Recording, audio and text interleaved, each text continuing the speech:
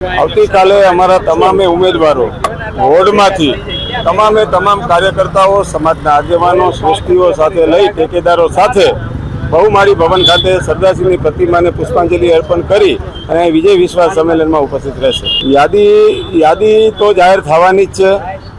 સમિતિએ સંકલન સમિતિ સાથે અમારા વરિષ્ઠ આગેવાનોને એમને મિટિંગ પૂર્ણ થઈ ગઈ છે। આપ જોઈ શકો છો કે ગઈકાલ રાતથી અલગ અલગ જિલ્લાઓ, જિલ્લા પંચાયત, તાલુકા પંચાયત, નગરપાલિકાઓના લિસ્ટ બહાર પડવા લાગ્યા છે।